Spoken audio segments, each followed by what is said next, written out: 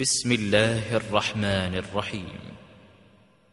الله ولي الذين آمنوا يخرجهم من الظلمات إلى النور والذين كفروا أولياؤهم الطاغوت يخرجونهم من النور إلى الظلمات أولئك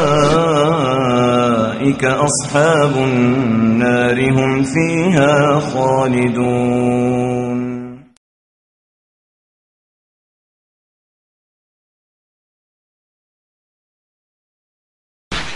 I also thank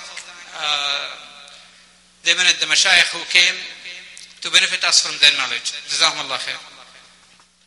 Islamic super camp میں جدہ دعوت سینٹر حی السلامہ کی جانب سے آپ تمام کا یہاں جدہ شہر کے ساحل پر اس عالیشان سمر کیمپ میں استقبال کرتے ہوئے خوش آمدید کہتا ہوں.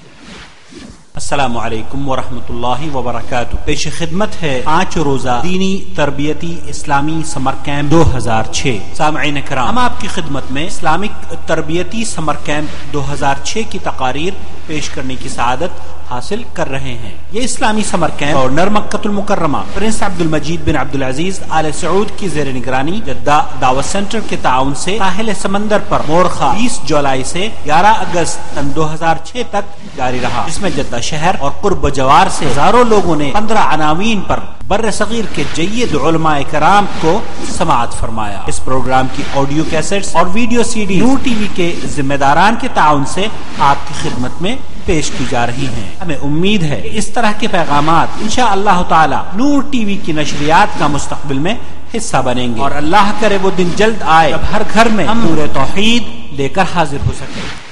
آپ ہمارے پروگرام کے بارے میں جاننے کے لیے یا ہمیں اپنے قیمتی مشوروں سے نوازنے کے لیے براہ کرم ہم سے ان پتوں پر رابطہ فرمائیں. محمد عاقل، فون نمبر 0504686317. جدہ دعوت سینٹر حی السلامہ کا فون نمبر نوٹ فرما لیجئے 6828888. دہلی میں دارالکتب الاسلامیہ 419 اردو مارکیٹ، گلی مچیا محل، جامع مسجد دہلی. Phone number 232699123. ہمارا ای میل ایڈریس بھی نوٹ فرما لیجئے muhammadaqil@hotmail.com mohammedaqil@hotmail.com. بحر الصيفي، ملتقى البحر الصيفي، ملتقى البحر الصيفي. يا كشكول كشكول يا كشكول يا بحر يا كشكول كشكول.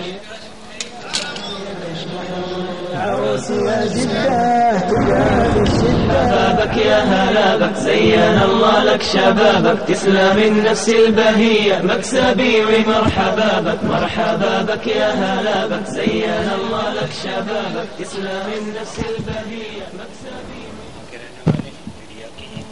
رحمۃ اللہ وبرکاتہ. ہمارا نام ہے محمد فرقان. ساحل سمندر پر ہر سال گورنر مکۃ المکرمہ کے تعاون سے اسلامی تربیتی سمر کیمپ منعقد کیا جاتا ہے، جس میں مرد و خواتین بڑی تعداد میں حصہ لیتے ہیں. عورتوں کے لیے خاص پردے کے اہتمام کے ساتھ ایک بہت بڑا خیمہ نصب کیا جاتا ہے، جس میں عورتوں کو جمع ہونے اور دروس میں شرکت کرنے اور دوسری ایکٹیویٹیز میں حصہ لینے کا پورا موقع ملتا ہے. علماء اکرام کی تقاریر مرد و خواتین کے لیے داخلی ٹی وی سسٹم کے ذریعے پیش کی جاتی ہیں. عورتوں کے لیے خرید و فروخت کے لیے بازار بھی لگائے جاتے ہیں، جس میں صرف خواتین ہی شامل ہوتی ہیں. بچوں کے کھیلنے کے لیے تفریحی پروگرام منعقد کیے جاتے ہیں اور ساتھ ہی سوئمنگ پول کی سہولت بھی مہیا کی جاتی ہے. اور ہر سال ان خیموں میں علم حاصل کرنے کے لیے جدہ شہر اور قرب جوار سے لوگ کھینچے چلے آتے ہیں، جبکہ پروگرام کے اختتام پر قیمتی انعامات بھی تقسیم کیے جاتے ہیں. اور کیمپ کے آخری ایام میں سب سے بڑا انعام گاڑیوں کی شکل میں پیش کیا جاتا ہے. سمر کیمپ ہر سال لوگوں کے لیے خوشیاں لے کر آتا ہے، ہر سال لوگوں کے لیے خوشیاں لے کر آتا ہے.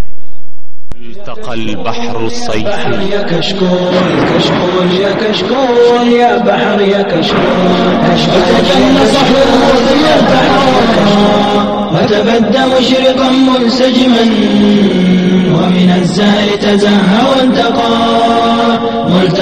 ملتقى والهناء بها نصيبي أراها في ضحايا وفي مغيبي أراها ساكن في الروح يغشى شغاف القلب شباب العمل قد اكتسوا بالحلل أخلاقهم فضيلة بهم تجلى آملي حي شباب العمل قد اكتسوا بالحلل أخلاقهم فضيلة بها مالت للوجود أجمل سري حب الهدى وعبير التقى لبحر وبر بها أضاءت سماء شبابا تسابقوا عشقهم غالي الثمن حققوا کریم نبینا محمد وعلى آله وصحبه أجمعين. قال الله تعالى يا أيها الذين آمنوا اتقوا الله حق تقاته ولا تموتن إلا وأنتم مسلمون واعتصموا بحبل الله جميعا ولا تفرقوا واذكروا نعمة الله عليكم إذ كنتم أعداء فألف بين قلوبكم فأصبحتم بنعمته إخوانا. حضرات، آج ہمارے پروگرام کی آخری نشست ہے. اللہ کے فضل و کرم سے گزشتہ 4 جمعراتوں میں آپ نے متعدد علماء کرام کو مختلف موضوعات پر سماعت فرمایا ہے، اور یہ جدہ شہر کے اندر میں سمجھتا ہوں کہ آپ لوگوں کے تعاون سے پہلا موقع ہے کہ اتنے علماء کرام کو ایک بار 1 مہینے میں تسلسل کے ساتھ اہل جدہ نے سنا اور ان سے استفادہ کیا ہے. اللہ رب العالمین سے دعا ہے کہ اس طرح کے پروگرام جنہوں نے مرتب کیے ہیں ان کو اسی طرح سے ہمارے ساتھ تعاون کرنے کی توفیق عطا فرمائے. آج کی یہ نشست اور اس سے پہلے بھی نشستیں جو ہمارے یہاں ہوئی ہے اس سال یا گزشتہ سالوں میں، وہ صاحب السمو الملکی الامیر عبد المجید بن عبد العزیز آل سعود گورنر مکہ المکرمہ کی زیر نگرانی جدہ دعویٰ سینٹر حی سلامہ کے ذمہ داران کے تعاون سے منعقد کی گئی ہیں. اللہ رب العالمین کا نہایت ہی شکر اور احسان بجا لاتے ہیں کہ جدہ دعویٰ سینٹر حی سلامہ وہ ادارہ ہے کہ جس کے جہاں سے آواز پوری دنیا کو الحمدللہ توحید کی جو آواز ہے وہ پوری دنیا میں پھیل رہی ہے. مختلف زبانوں میں لوگ صرف اپنے ادیان ہی سے توبہ نہیں کر رہے ہیں بلکہ اپنے باطل جو عقائد ہیں ان سے بھی توبہ کر رہے ہیں. میں فضیلت شیخ یہاں ہمارے درمیان تشریف فرما ہے فضیلت شیخ منیر قمر، جو الحمدللہ اہل علم میں اور جدہ والوں کے یہاں کسی خاص تعارف کے الحمدللہ محتاج نہیں ہے. اردو نیوز میں، اردو ریڈیو پر اور مختلف ذرائع ابلاغ کے ذریعے الحمدللہ آپ فضیلت شیخ کی تقاریر کو اور مکتوبات کو سن رہے ہیں، اور پوری دنیا کے اردو دا طبقہ جو ہے وہ فضیلت شیخ کے علم سے استفادہ کر رہا ہے. اللہ رب العالمین شیخ کی عمر دراز فرمائے، علم و عمل میں برکت عطا فرمائے، اور ہمیں اسی طرح سے شیخ کی سے مستفید ہونے کی توفیق عطا فرمائے. میں آج کا جو فارمیٹ ہے وہ فضیلت شیخ کا درس ہوگا مختصر طور پر انشاءاللہ، پھر اس کے بعد شیخ تصویف الرحمان اور پھر عبد المالک مجاہد صاحب، اور اس کے بعد پھر اخیر میں ہم مختصر سے سوال و جواب کی بھی نشست رکھیں گے شیخ کی خدمت میں ہی. تو میں بلا توقف گزارش کروں گا شیخ سے کہ تشریف لائیں، اور اصل میں چونکہ شیخ توصیف آنے والے ہیں تو اخیر میں زیادہ مناسب رہے گا اور لوگ بھی آ جائیں گے سوال جواب کے لیے. جزاکم اللہ خیر. فضیلت شیخ منیر قمر حفظکم اللہ.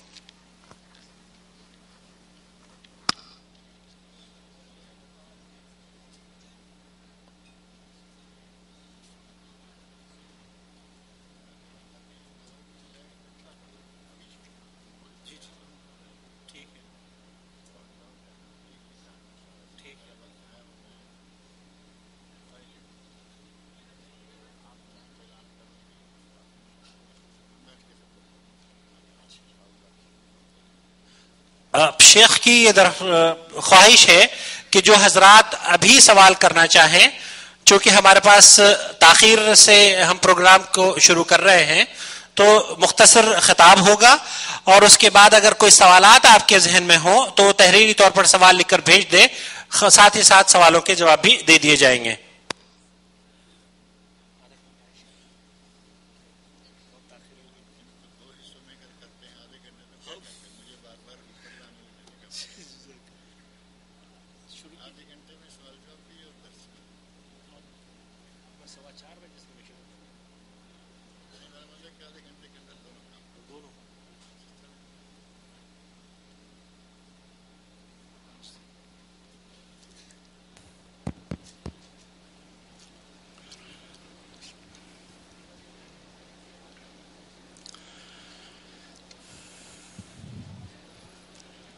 إن الحمد لله نحمده ونستعينه ونستغفره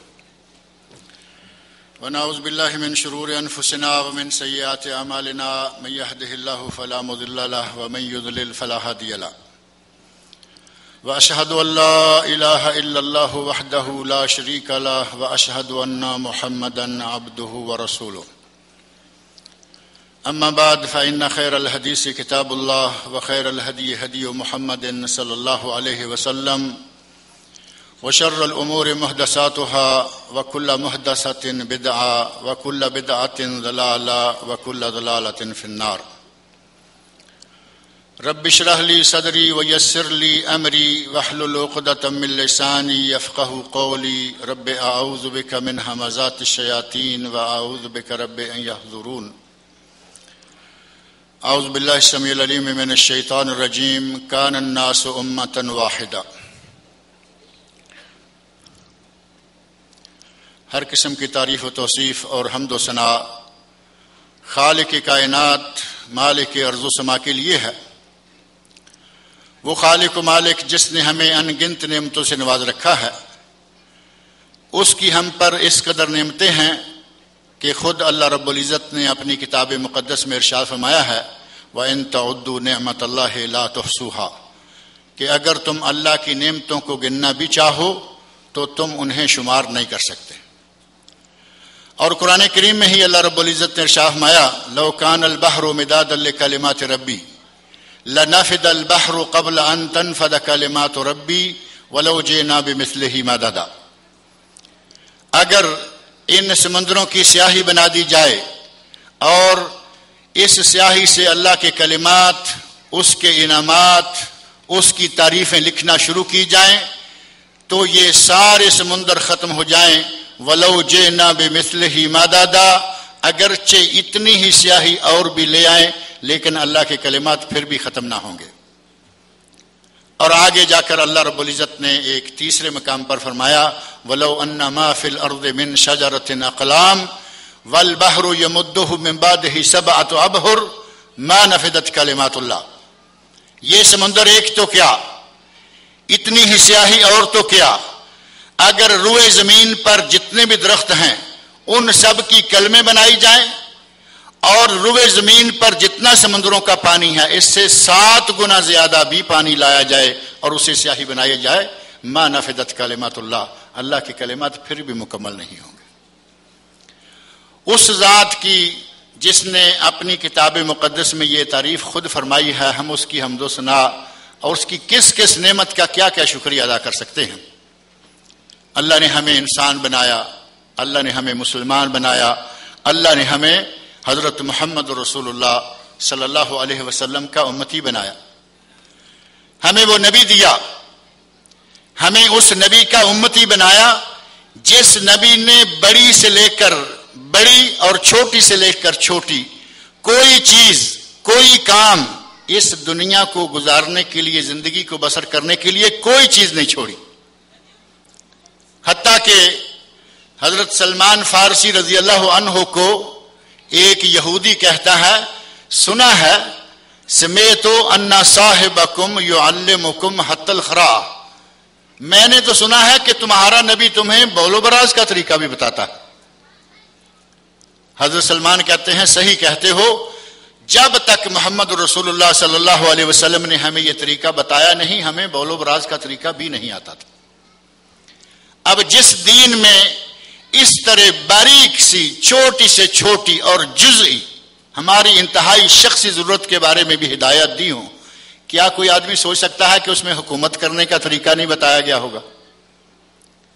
اسلام وہ دین ہے کہ جہاں بانی حکمرانی، اس کا اپنا سیاسی نظام، اس کا معاشرتی نظام، اس کا اقتصادی نظام، اس کا مالیاتی، اس کا ہر قسم کا زندگی کا جو بھی شعبہ نام لے لیں، اسلام کی ہدایت اور تعلیمات اس میں موجود ہیں۔ اللہ نے ہمیں وہ کامل و مکمل دین عطا فرمایا جس کے بارے میں اس نے خود فرمایا الیوم اکملت لکم دینکم واتممت علیکم نعمتی ورضیت لکم الاسلام دینا، کہ میں نے تمہارے لیے دین مکمل کر دیا۔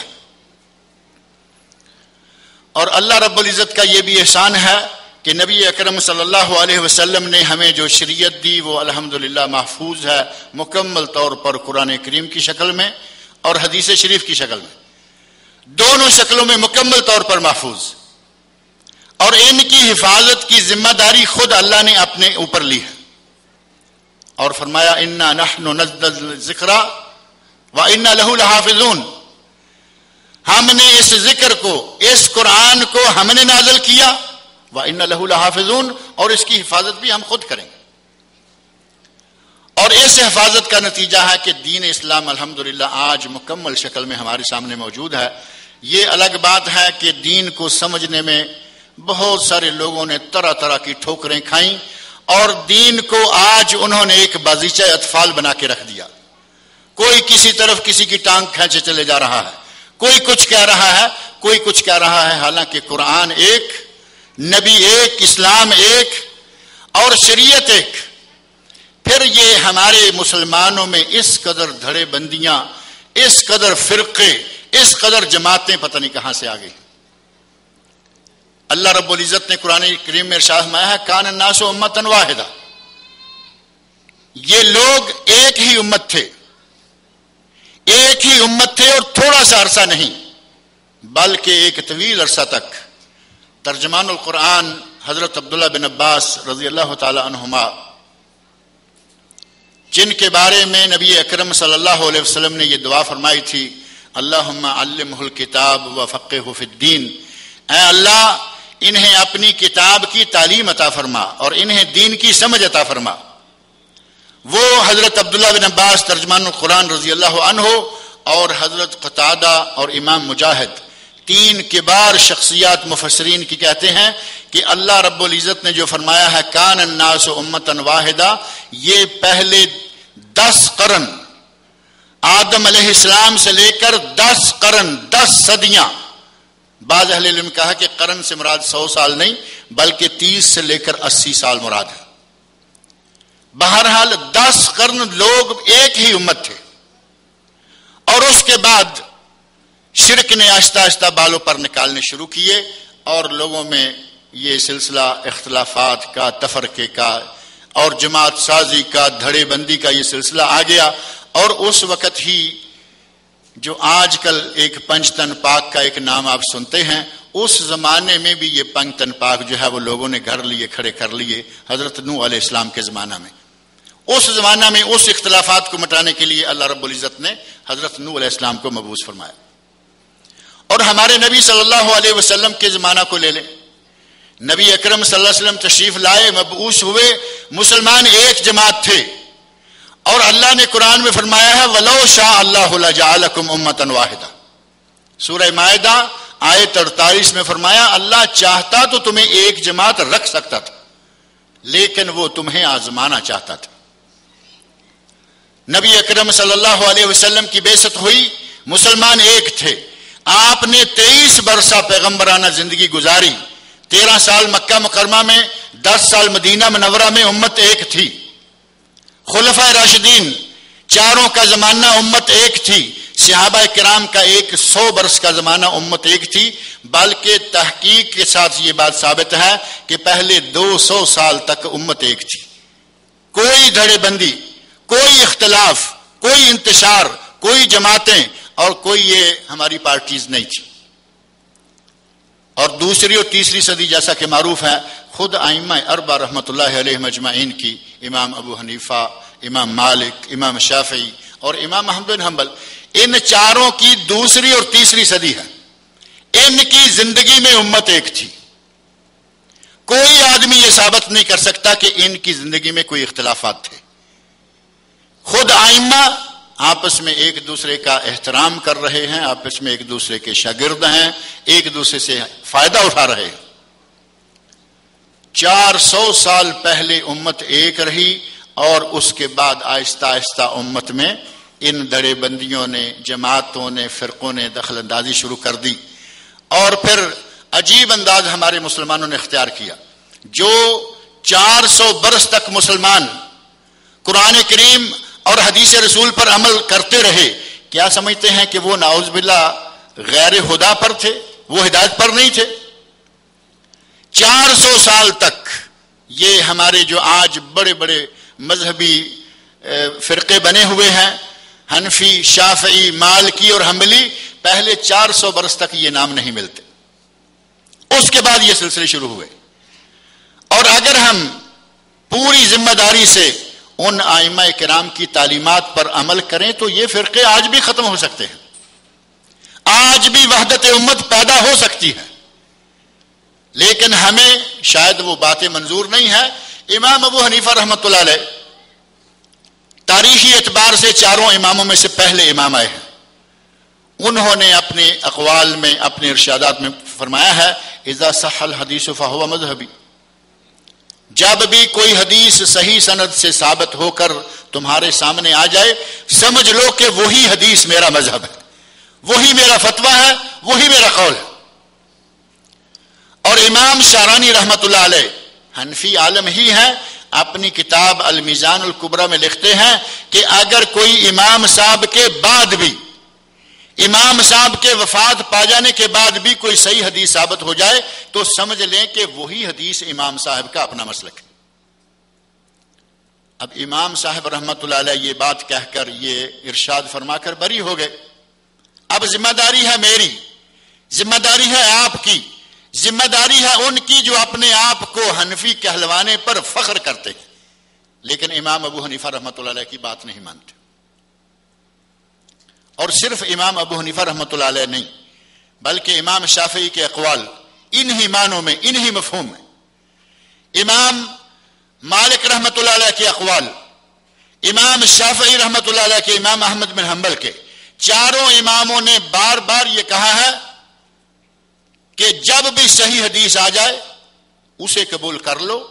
اور امام ابو حنیفہ رحمۃ اللہ علیہ نے تو یہاں تک کہا ہے کہ صحیح حدیث آ جائے، میرا قول اس حدیث سے ٹکرائے، اضربوا قولی بارض الحائط، میرے قول کو دیوار پر مارو اور رسول اللہ صلی اللہ علیہ وسلم کی بات کو لے لو. اب وہ بری ہیں لیکن ہم پتہ نہیں کس ضد پہ اڑے ہوئے ہیں. کیا وجہ ہے کہ مسلمان جماعتوں کو، دڑے بندیوں کو چھوڑنے کے لیے تیار نہیں؟ اگر فہم میں، جیسا کہ عموماً فقہا کی کتابوں میں لکھا ہے کہ کسی بات کو سمجھنے میں، فہم میں اختلاف آیا لہذا جماعتیں الگ الگ ہو گئیں. اس فہم کو کیا اکٹھے نہیں کیا جا سکتا؟ کیا یہ ممکن نہیں ہے کہ قرآن کریم کی آیات، نبی اکرم صلی اللہ علیہ وسلم کے ارشادات، ان چیزوں کو سامنے رکھا جائے، اپنی غلطیاں نکال لی جائیں، انشاءاللہ العزیز امت کی وحدت دوبارہ قائم ہو سکتی ہے. اور اس امت کو وحدت کے ہار میں پرونے کا صرف یہی ایک نسخہ ہے کہ لوگ اپنی اپنی ذاتی آراء، اپنے ذاتی فتووں، اپنی ذاتی فقہوں کی بجائے محمد رسول اللہ صلی اللہ علیہ وسلم کو اپنا امام مان لے. آج ہی ہم اگر یہ کام شروع کر دیں تو یقین مانیں کہ ایک ایک کر کے سارے مسائل جو ہیں وہ ہمارے درمیان سے اختلافات اٹھتے جائیں گے، مسائل پر اجتماع ہوتا جائے گا، وحدت امت قائم ہو جائے گی. اور یہ اختلاف اگر کوئی کہے کہ یہ کوئی نئی چیز ہے، یہ اختلاف جو ہے وہ کبھی رائے کا یا سمجھ کا اختلاف پہلے لوگوں میں نہیں تھا. اختلاف تو صحابہ کرام میں بھی موجود ہے. آپ سیرت کی کتابیں پڑھتے ہیں، صحابہ کرام میں بھی اختلاف تھا، لیکن ان کا اختلاف ہماری طرح نہیں تھا کہ اگر رائے کا، سمجھ کا، فہم کا اختلاف ہو جائے تو ہم آپس میں ایک دوسرے کو دیکھنے کے لیے بھی تیار نہ ہوں، اس اختلاف کو حل کرنے کی کوشش ہی نہ کریں. صحابہ کرام میں اختلاف موجود ہے، حتیٰ کہ سب سے پہلا اختلاف نبی اکرم صلی اللہ علیہ وسلم کی موت و حیات کے بارے میں صحابہ میں ہو گیا. نبی صلی اللہ علیہ وسلم فوت ہوئے ہیں یا نہیں، سب سے پہلا امت میں اختلاف اس موضوع پر ہوا. صحابہ کرام رضی اللہ عنہم نے اس اختلاف کو فوری طور پر قرآن کریم کے حوالے سے حل کیا اور بات آئی گئی ہوگی، ختم ہو گئی. مشہور واقعہ حضرت عمر فاروق رضی اللہ عنہ نے تلوار نکالی اور فرمایا کہ جس نے کہا محمد رسول اللہ فوت ہو گئے ہیں میں اس کی گردن اتار دوں گا. سارے صحابہ پریشان ہیں کہ یہ جلیل القدر انسان کس طرف آ گیا ہے. حضرت ابو بکر صدیق رضی اللہ عنہ نے یہی بات سنی. پتہ چلا کہ عمر فاروق نبی صلی اللہ علیہ وسلم کی موت کا کہنے والے کی گردن اتارنے کے تیار کھڑے ہیں. اسی وقت آئے، نبی اکرم صلی اللہ علیہ وسلم کے حجرہ مبارک میں داخل ہوئے، آپ کی پیشانی مبارک پر بوسہ دیا اور صحابہ کی جماعت میں آگے جہاں عمر فاروق تلوار نکال کر کھڑے. آ کر حضرت ابو بکر صدیق رضی اللہ عنہ نے چھوٹا سا خطبہ دیا اور فرمایا وما محمد الا رسول، وما محمد الا رسول قد خلت من قبلہ الرسل. محمد صلی اللہ علیہ وسلم اللہ کے رسول ہی تھے اور آپ سے پہلے بہت سارے رسول جو ہیں اس دنیا میں آ کر جا چکے. أَفَإِن مَاتَ أَوْ قُتِلَ انقلبتم علی اعقابکم، اگر یہ فوت ہو جائیں یا میدان جہاد میں شہید کر دیے جائیں تو کیا تم اپنی ایڑیوں کے بل اسلام کو چھوڑ کر مرتد ہو جاؤ گے، پھر جاؤ گے؟ قرآن کریم کی یہ آیت پڑھی اور ساتھ ہی ایک جملہ جو سونے کے پانی سے لکھنے کے لائق ہے. حضرت ابو بکر صدیق رضی اللہ عنہ نے وہ جملہ ارشاد فرمایا اور فرمایا من کان یعبد محمدن فإن محمدن قد مات. جو محمد صلی اللہ علیہ وسلم کی عبادت کیا کرتا تھا، جو محمد کو الوہیت کے درجے پر فائز سمجھتا تھا، وہ سمجھ لے کہ آج اس کا خدا مر چکا ہے. فإن محمدن قد مات ومن کان یعبد اللہ فإن اللہ حی لا یموت. اور جو اللہ کی عبادت کرتا تھا، اللہ کو اپنا الہ اور معبود مانتا تھا، اس کا اللہ زندہ ہے اور ہمیشہ قائم رہے گا، اسے موت نہیں آئے گی. صحابہ کرام رضی اللہ عنہم اور خاص عمر فاروق رضی اللہ عنہ جو تلوار لے کے کھڑے ہیں کہ جس نے کہا نبی فوت ہو گئے ہیں میں اس کی جان نکال دوں گا، اس کی گردن اتار دوں گا. حضرت عمر فاروق رضی اللہ عنہ کا اپنا بیان ہے کہ میں نے ابو بکر صدیق رضی اللہ عنہ کی زبان سے یہ آیت سنی تو مجھے یوں محسوس ہوا کہ شاید یہ آیت آج نازل ہوئی ہے. میں نے پہلے اس پر کبھی توجہ ہی نہیں کی، مجھے یوں لگا کہ جیسے آج یہ آیت نازل ہو. مسئلہ اٹھا، اختلاف سامنے آیا، قرآن کریم کی آیت پڑھی حضرت ابو بکر صدیق رضی اللہ عنہ نے اور سارے اختلافات جو ہیں اسی وقت مٹ گئے. صحابہ کرام میں بھی اختلافات پیدا ہوتے تھے سمجھ کے، لیکن اس طرح کے، اور ان کو اس انداز سے قرآن کی آیت سے نبی صلی اللہ علیہ وسلم کے فرمان سے حل کر لیا جاتا تھا. دوسرا اختلاف اسی موقع پر یہ پیدا ہو گیا کہ نبی اکرم صلی اللہ علیہ وسلم کو غسل کیسے دیا جائے. تیسرا اختلاف اسی مجلس میں یہ پیدا ہو گیا کہ نبی اکرم صلی اللہ علیہ وسلم کی قبر کہاں کھودی جائے. صحابی نے کہا کہ میں نے نبی اکرم صلی اللہ علیہ وسلم کی اپنی زبان مبارک سے سنا ہے کہ کوئی نبی جہاں فوت ہوتا ہے اسے وہیں دفن کیا جاتا ہے. حدیث کی بات آ گئی، رسول اللہ صلی اللہ علیہ وسلم کا فرمان سامنے آ گیا. اب کسی نے وہاں ایک ذرہ بر بھی تعامل نہیں کیا کہ اب اس کو مانے یا نہ مانے، بات ختم ہوگی. اگر کہیں اختلاف ہو، قرآن کریم اور نبی اکرم صلی اللہ علیہ وسلم کا فرمان ہمارے پاس موجود ہے، ان کو ان کے سامنے پیش کریں، اس اپنے اختلاف کو قرآن اور سنت پر پیش کریں. منٹوں میں اختلاف حل ہو جاتا ہے، لیکن کوئی ماننے کے لیے تیار ہو تب ہے. وہ مسئلہ جس مسئلہ پر صحابہ کرام کا اجماع ہو گیا، صحابہ کرام کا اتفاق ہو گیا کہ حضرت محمد رسول اللہ صلی اللہ علیہ وسلم فوت ہو چکے ہیں، وہ اب ہمارے درمیان پھر سے موجود ہے. نبی زندہ ہے، نبی اپنی قبر مبارک میں زندہ ہے. نبی صلی اللہ علیہ وسلم شب و روز جس طرح ہماری عام زندگی ہے اسی طرح زندگی گزار رہے ہیں. حتیٰ کہ بعض لوگوں نے یہاں تک کہا کہ نبی صلی اللہ علیہ وسلم پر آپ کی ازواج مطہرات پیش فرمائی جاتی ہیں اور آپ شب باشی فرماتے ہیں، نعوذ باللہ۔ وہ اختلاف آج جو ہمارے مابین موجود ہے، اگر صحابہ کرام کے طریقہ کو آزمائیں، صحابہ کرام نے اس اختلاف کو جس طرح ختم کیا تھا وہی طریقہ آج ہم اپنائیں، وہ اختلاف پھر ختم ہو سکتا ہے۔ اور ایک مسئلہ نہیں، آپ ہمارے جتنے بھی فقہی اختلافات ہیں، ائمہ اربعہ رحمۃ اللہ علیہم اجمعین اپنی اپنی بات کہی اور چلے گئے، اور وہ سارے کے سارے اپنے آپ کو بری ذمہ کر گئے۔ انہوں نے کہا کہ جہاں صحیح حدیث آ جائے اس کو لے لو، ہماری بات کو چھوڑ دو۔ اب اگر ایک آدمی اپنے آپ کو حنفی کہلواتا ہے اور امام ابو حنیفہ رحمۃ اللہ علیہ کی بات کو نہیں مانتا، تو کیا اسے حنفی مانا جا سکتا ہے؟ کہلوانے کو شافعی کہلوانے پر فخر محسوس کرتا ہے، امام شافعی کی بات نہیں مانتا۔ امام مالک، امام احمد بن حنبل، وہ چاروں جو کچھ کہہ کر گئے ہیں، اگر ان کے اس ایک ایک قول کو لے لیا جائے تو ہمارے اختلافات آٹومیٹک ختم ہونا شروع ہو جائیں گے۔ لیکن ہماری مشکل یہ ہے کہ ہماری اب روزی روٹی کے دندے ہی کچھ ان اختلافات کے ساتھ اٹیچ ہو کے رہ گئے۔ ہمیں معلوم ہے کہ اگر آج ہم مل کر بیٹھنا شروع ہو جائیں تو یہ ہماری جمعراتیں، ہماری یہ 11ویاں، ہمارے یہ چہلم، ہماری یہ میلادیں اور ہمارے یہ فلاں اور یہ فلاں، یہ کیسے چلے گا؟ ورنہ حقیقت یہ ہے کہ آج بھی قرآن کریم اور حضرت محمد رسول اللہ صلی اللہ علیہ وسلم کے اقوال، ان پر اپنے مسائل کو، اپنے اختلافات کو پیش کرتے جائیں، ایک ایک کر کے اختلافات ختم ہوتے جائیں گے۔ آج آ کے چند مسائل رہ جاتے ہیں جنہیں اجتہادی مسائل کہا جاتا ہے، وہاں آ کے بات رکے گی، باقی سارا دین تو کم از کم قبول کر لیا جائے۔ مسائل کی بات آئے قرآن پیش کریں، سوال کی جواب دینے کے لیے قرآن کریم کی آیت یا محمد رسول اللہ صلی اللہ علیہ وسلم کی کوئی حدیث پیش کریں، اور پھر اس کو ماننے کے لیے ہمارے یہاں ایک دوسرا المیہ یہ ہے کہ کسی کے سامنے حدیث پیش کی جائے تو وہ کہیں گے کہ کیا ہمارے مولویوں کو یہ حدیث معلوم نہیں تھی؟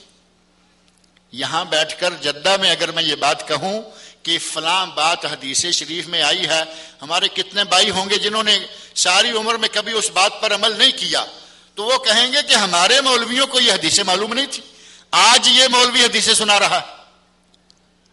غرض یہ ہے کہ جب بات سامنے آ جائے تو اسے قبول کر لیں۔ اب ہیلے بہانے حجتیں ادھر کی اور ادھر کی باتیں کرنے کا فائدہ نہیں ہے۔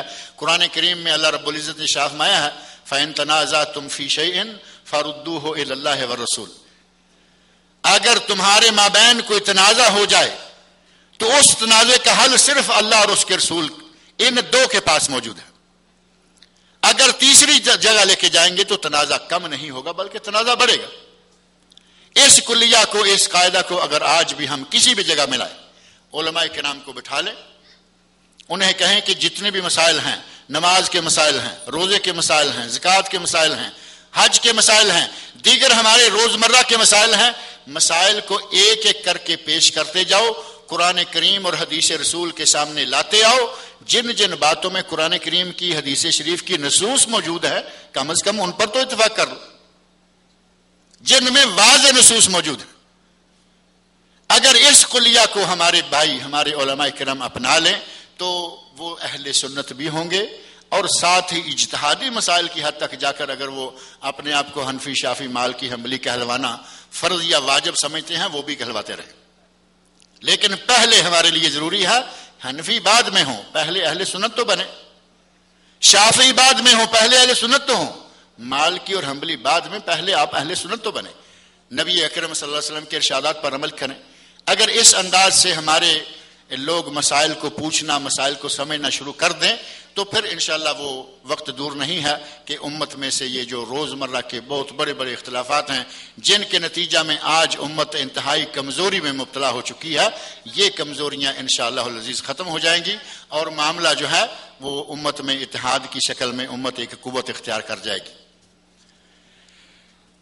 اب مسئلہ یہ ہے کہ کچھ سوال ہیں جو دیے گئے ہیں، اور مجھے یہ کہا گیا تھا کہ آپ کا ٹائم جو ہے وہ بھی طے ہے، آدھے گھنٹے کے اندر ہی کچھ کہنا بھی ہے، سوالوں کے جواب بھی دینے ہیں، تو ظاہر ہے کہ میرے پاس جو سوالات آئے ہیں میں ایک ایک کر کے ان کے جوابات ذکر کرتا ہوں، جہاں میرا وقت ختم ہو جائے گا۔ سوال مجھے دے دیجیے، میں پڑھتا ہوں تاکہ کوئی ایسے سوال نہیں میں دیکھ لوں گا ساتھ ساتھ ہی، کوئی ایسی بات۔ پہلا سوال یہ ہے کہ عقیقہ کتنے دنوں میں کرنا چاہیے اور لڑکے کے لیے کتنے جانور اور لڑکی کے لیے کتنے جانور ہونے چاہیے؟ تو اس سلسلہ میں عرض یہ ہے کہ نبی اکرم صلی اللہ علیہ وسلم نے ارشاد فرمایا ہے کہ بچے کے ولادت کے 7ویں دن یوم سابعہ، حدیث شریف میں الفاظ موجود ہیں، بچے کی ولادت کے 7ویں دن عقیقہ ہونا چاہیے، اور لڑکے کی طرف سے 2 بکرے اور لڑکی کی طرف سے 1 بکرا، یہ سنت رسول ہے۔ لیکن اگر کسی آدمی کے پاس کچھ مالی تنگ دستی ہے، کمزوری ہے، اور وہ صرف 1 ہی جانور ذبح کر دیتا ہے، تب بھی اس کی طرف سے وہ انشاءاللہ العزیز عقیقے کی سنت جو ہے وہ پوری ہو جائے گی۔ لیکن اصل اور صحیح تر یہی ہے کہ وہ 2 جانور لڑکے کی طرف سے اور 1 لڑکی کی طرف سے دے، اور یہ 7ویں دن ہونے چاہیے۔ لیکن اگر کوئی مجبوری کسی وجہ سے کوئی سبب ایسا بن گیا ہے کہ 7ویں دن نہیں دے سکتا، تو بعض آثار کے حوالے سے کہا گیا کہ وہ 14ویں دن دے لے، اور اگر 14ویں دن بھی نہیں دے سکتا تو آخر جو عقیقے کا مسنون وقت ہے وہ ہے 21واں دن۔ 7ویں دن، 14ویں دن اور 21ویں دن، اس کے بعد عقیقہ جو ہے وہ نہیں ہے۔ ہمارے یہاں یہ معروف ہے کہ زندگی میں جب بھی چاہیں عقیقہ کر لیں، آپ جب بھی چاہیں لڑکے کی طرف سے 2 بکرے ذبح کریں، لڑکی کی طرف سے 1 بکرا ذبح کریں، انشاءاللہ العزیز اس کا اجر و ثواب ہوگا، صدقہ اللہ کے یہاں انشاءاللہ مقبول ہوگا۔ لیکن اس سے لفظ عقیقہ جو ہے وہ نکل جائے گا، کیونکہ وہ اپنی مخصوص ایام کے اندر 7ویں دن عقیقہ، 14ویں دن عقیقہ، 21ویں دن عقیقہ، اس کے بعد آپ دیجئے صدقہ ہو جائے گا، اور صدقہ رد بلا ہے، انشاءاللہ بچے کو اس کا بھی فائدہ ضرور ہوگا۔ اگر کوئی شخص باوجود معلوم ہونے کے اللہ کے رسول صلی اللہ علیہ وسلم کی نماز اس طرح نہیں پڑھاتا، نہ معلوم اس شخص کا عقیدہ بھی کیسا ہو، اس کے پیچھے نماز پڑھنا کیسا ہے، جبکہ وہ سنتوں کو چھوڑتا ہے، جیسا کہ مختلف سنتیں ہیں، آمین ہے، رفع دین ہے، رفع سبابہ ہے، وغیرہ وغیرہ۔ تو مسئلہ جو ہے وہ سنتوں کو چھوڑنے کے علاوہ جو اہم چیز ہے وہ ہے انسان کا عقیدہ۔ اگر کسی کا عقیدہ صحیح نہیں ہے اور وہ رفع دین بھی کرتا ہے تو اس کے پیچھے نماز نہیں ہوتی۔ آپ جانتے ہیں شیعہ رفع دین کرتے ہیں، وہابیوں سے بھی وہ زیادہ رفع دین کرتے ہیں، لیکن ان کے پیچھے اہل سنت کی نماز نہیں ہوتی۔ مسئلہ یہ نہیں ہے کہ کوئی رفع دین کرتا ہے یا نہیں، یا فلاں کام کرتا ہے یا نہیں، اصل مسئلہ یہ ہے کہ کیا اس کا اسلامی طور پر عقیدہ صحیح ہے یا نہیں۔ اگر کسی کا عقیدہ صحیح ہے، اس میں دوسری کوئی کوتاہیاں پائی جاتی ہیں، تو انشاءاللہ العزیز اس کے ساتھ نماز ہو جائے گی۔ لیکن کوشش یہ کریں کہ آدمی امام آپ کا صحیح العقیدہ ہو۔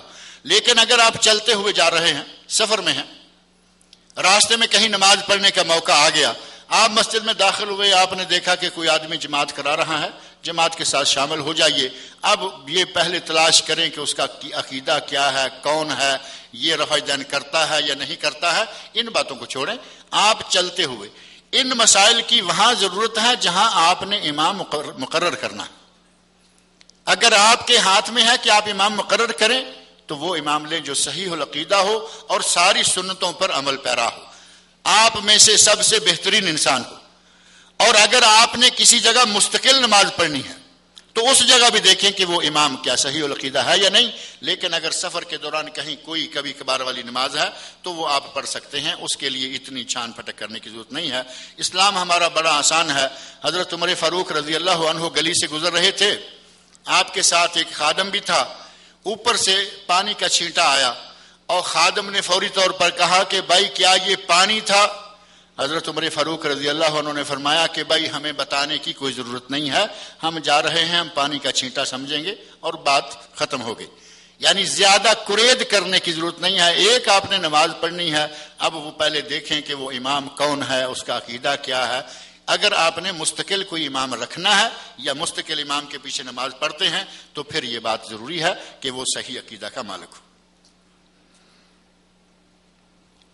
10 عورتوں کی کہانی پڑھی جاتی ہے، سب عورتیں جمع ہو کر پڑھتی ہیں، پھر مٹھائی کھائی جاتی ہے، یہ کیا چیز ہے؟ یہ 10 عورتوں کی کہانی کیا ہے؟ حضرت بی بی فاطمہ الزہرا کی کہانی بڑی مشہور ہے، اور ایک لکڑہارے کی کہانی بھی مشہور ہے۔ یہ جدہ میں آ کر مجھے 10 عورتوں کی کہانی کا پہلی مرتبہ پتہ چل رہا ہے۔ لکڑہارے کی کہانی، یہ رجب کا مہینہ ہے اور اس مہینے میں خاص طور پر وہ بڑی پڑی جائے گی، اور ابھی چند دنوں کے بعد 22 رجب آئے گی، تو اس وقت کنڈے بھی بھرے جائیں گے، پوریاں بھی بانٹی جائیں گی، اور اندر ہی اندر عجیب و غریب قسم کی حرکتیں، کنڈے پکاتے ہیں، پوریاں بھرتے ہیں، بانٹتے ہیں، کہتے ہیں کہ یہ اندر ہی پکتے ہیں، اندر ہی بٹتے ہیں اور اندر ہی کھائے جاتے ہیں۔ اب جس چیز کو یہ باہر نکالنے کے لیے تیار نہیں، لگتا نہیں کہ اس دال میں کچھ نہ کچھ کالا ہے، اندر ہی پکتے ہیں، اندر ہی بٹتے ہیں، اندر ہی کھائے جاتے ہیں، تو لازمی بات ہے کہ دال میں کچھ کالا ہے۔ میں ایک چھوٹی سی بات آپ سے پوچھنا چاہتا ہوں کہ 22 تاریخ، جس تاریخ کو یہ کنڈے بھرے جاتے ہیں یا بانٹے جاتے ہیں، اس تاریخ کا کیا تعلق ہے اس کنڈوں کے ساتھ؟ یہ جو خوشی منائی جاتی ہے کنڈے بانٹ کر یا پوریاں بانٹ کر، یہ خوشی کس سلسلہ میں ہے؟ امام جعفر صادق رحمۃ اللہ علیہ کی طرف یہ بات منسوب کی جاتی ہے کہ امام جعفر صادق کے کنڈے دینے ہیں۔ اب تاریخ نکال کر دیکھ لیں، نہ 22 رجب کو امام جعفر صادق پیدا ہوئے، جو ہمارا یہاں عادت ہے کہ کسی کی ولادت منا دی، نہ 22 رجب کو امام جعفر صادق فوت ہوئے، نہ 22 رجب کو امام جعفر صادق کی شادی ہوئی، نہ 22 رجب کو امام جعفر صادق کے یہاں لڑکا پیدا ہوا۔ یہ خوشی کس بات کی منائی جاتی؟ آخر سبب کیا ہے؟ اور جب سبب تلاش کریں گے تو سبب نکل آتا ہے 22 رجب کو نبی صلی اللہ علیہ وسلم کے کاتب وحی، نبی صلی اللہ علیہ وسلم کے برادر نسبتی اور نبی صلی اللہ علیہ وسلم کے معروف عظیم صحابی حضرت امیر معاویہ رضی اللہ عنہ فوت ہوئے تھے۔ امیر معاویہ رضی اللہ عنہ کے فوت ہونے کی خوشی میں یہ کنڈے شیعہ نے بھرے، یہ کنڈوں کی رسم شیعہ نے ڈالی، اور ہمارے اہل سنت کا سادگی کہیں یا احمقانہ پن کہیں، باہر سے کچھ بھی آئے قبول کیے چلے جا رہے ہیں۔ کام شیعہ نے شروع کیا، اہل سنت بھر رہے ہیں۔ آج اتنے کنڈے شیعہ کے گھروں میں نہیں پکتے جتنے اہل سنت کے گھروں میں پکتے۔ تعزیہ شیعہ نے شروع کیا، آج مسلمان اہل سنت کہلوانے والے ہمارے پاکستان میں بعض شہروں میں اتنے بڑے، خاص طور پر ملتان شریف جو بڑا مشہور ہے ان کھاتوں میں، ملتان میں اہل سنت کا تعزیہ شیعہ کے تعزیے سے بڑا نکلتا۔ باہر سے کچھ بھی آئے ہم آنکھیں بند کر کے قبول کیے چلے جا رہے ہیں، اور انہی میں سے حضرت فاطمہ الزہرا بی بی کی کہانی ہے، انہی میں سے ایک حضرت زینب کی کہانی بھی معروف ہے، اور انہی میں سے یہ لکڑہارے کی کہانی ہے کنڈوں والی، اور یہ آپ نے کوئی 10 عورتوں کی کہانی سنا دی ہے آج، یہ میرے لیے بہرحال ایک نئی چیز ہے۔ یہ اسی کھاتے میں اس کو بھی لکھ لیں کہ جس کا کوئی ذکر کتاب و سنت میں کہیں نہیں ملتا۔ اور اس 10 کنڈوں والوں نے مدینہ منورہ میں بادشاہ بنا لیے، وزیر بنا لیے، وزیر محل بنا لیے، جبکہ اس زمانے میں نہ کوئی بادشاہ تھا نہ وزیر تھا، خلافت کا دور تھا۔ اور کنڈے، حلوے اور پوریاں یہ بھر کر کہتے ہیں امام جعفر صادق نے کہا کہ یہ دے کر مراد مانگے، پوری نہ ہو تو قیامت کے دن میرا آ کے گریبان پکڑ لے۔ یہ دعوے اس خاندان نبوت کے فرد سے کیا یہ ممکن ہے؟ یہ ساری کی ساری ہمارے کھانے پلانے والے لوگوں کی اپنی ہی چالیں ہیں، انہی میں سے ایک یہ بھی ہے۔ سنا ہے کہ ہمارے یہاں لوگوں نے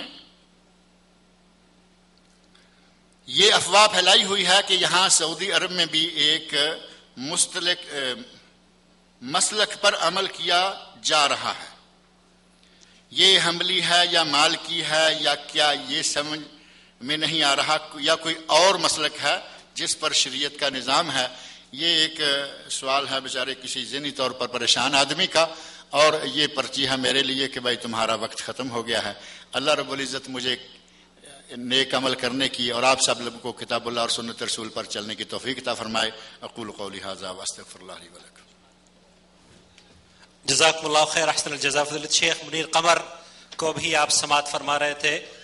وحدت امت کے عنوان پر اللہ رب العالمین ہمیں اتفاق اور اتحاد پیدا کرنے کی توفیق عطا فرمائے، اور وہ منہج، وہ مسلک جو نبی کریم صلی اللہ علیہ وسلم نے ہمیں ہمارے لیے چھوڑا، وہ منہج، وہ مسلک جو نبی کریم صلی اللہ علیہ وسلم کے صحابہ نے ہم تک پہنچایا، اسے اختیار کرنے کی بلا کسی تعصب کے توفیق عطا فرمائے، آمین یا رب العالمین۔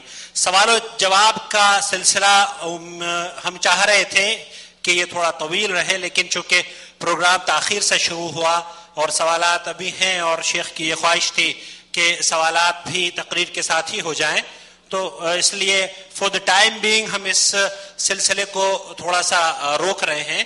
اگر وقت ملا تو اخیر میں انشاءاللہ تعالی سوالات پھر پیش کریں گے. اب میں بلا توقف فضیلت شیخ عبد المالک مجاہد حفظہ اللہ سے درخواست کروں گا کہ تشریف لائیں اور سعادت مند کون کے عنوان پر اپنے خطاب سے امت کو مستفید فرمائے. حضرات، فضیلت شیخ عبد المالک مجاہد کسی تعارف کا محتاج نہیں ہے. اللہ کو فضل کرم سے دنیا کے اندر دو نام اللہ کے فضل و کرم سے ایسے ہیں جو کہ دارالسلام اور شیخ عبد المالک مجاہد، جہاں جہاں اسلام کی کرنیں پہنچ رہی ہیں یا پہنچ چکی ہے، اللہ کے فضل و کرم سے میں یہ سمجھتا ہوں کہ وہاں شیخ عبد المالک مجاہد کا نام دارالسلام کے نام سے جڑ کر اللہ کے فضل و کرم سے پہنچ چکا ہے.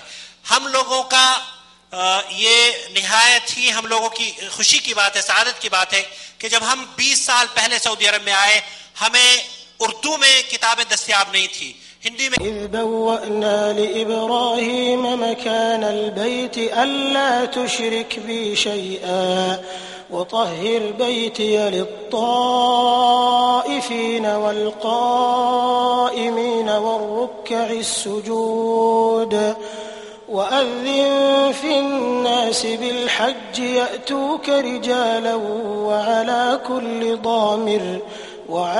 كل ضامر يأتين من كل فج عميق.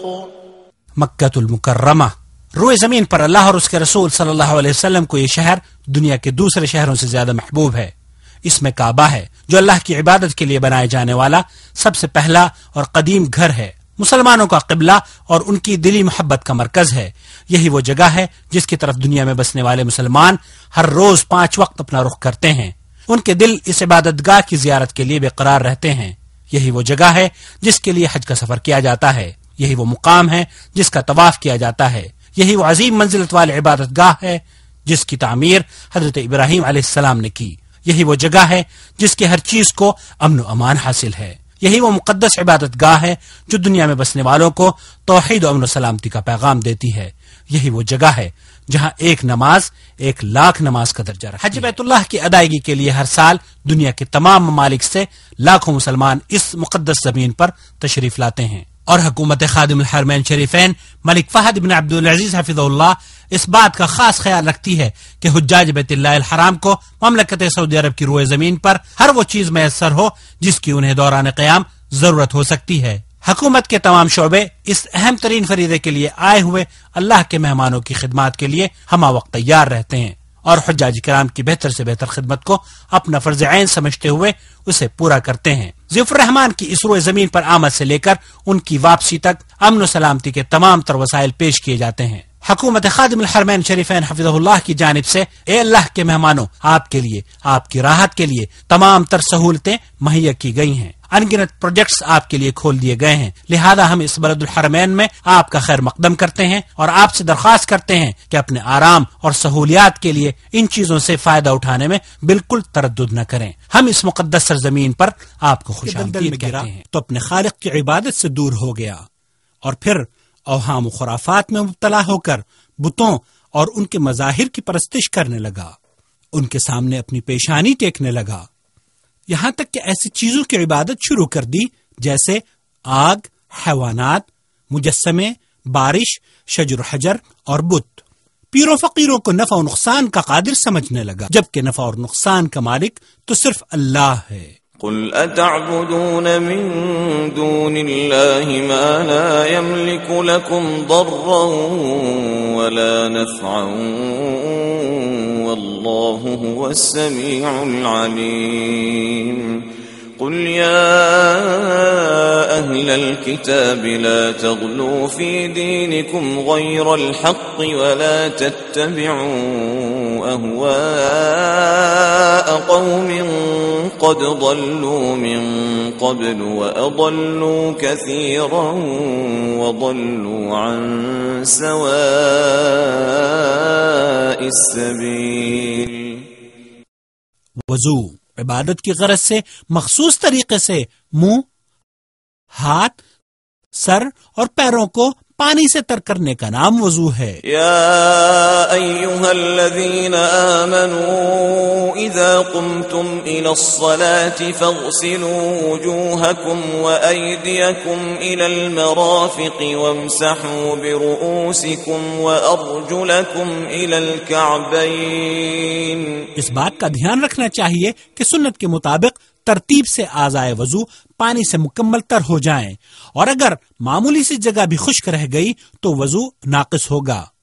اور اچھی طرح کا مقصد یہ ہرگز نہیں کہ پانی کو بے جا بہایا جائے یا غیر وارد ذکر و اذکار وضو کے دوران پڑھے جائیں، اور اللہ تعالیٰ اسراف کرنے والے کو پسند نہیں فرماتا۔ انہ لا يحب المسرفین۔ اکرم صلی اللہ علیہ وسلم نے ارشاد فرمایا، تم میں سے کسی کی بھی نماز اس وقت تک قبول نہیں ہوتی جب تک کہ وضو ٹوٹ جانے کے بعد دوبارہ وضو نہ کر لے۔ نماز کی ادائیگی سے قبل مکمل طہارت کا حاصل کرنا ہر مسلمان پر فرض ہے، اور بعض حالات میں اپنی حاجت کو پوری کرنے کے لیے اسے حمام بھی جانا پڑتا ہے، لہذا ہر مسلمان پر ضروری ہے کہ حمام جانے کے لیے آداب کو سیکھ لے۔ مسلمان کو حمام میں داخل ہوتے وقت اپنا بایاں پیر پہلے داخل کرنا چاہیے اور کہنا چاہیے، بسم اللہ اللہم انی اعوذ بک من الخبث والخبائث۔ حمام سے نکلتے وقت داہنا قدم باہر نکالنا چاہیے اور کہنا چاہیے غفرانک۔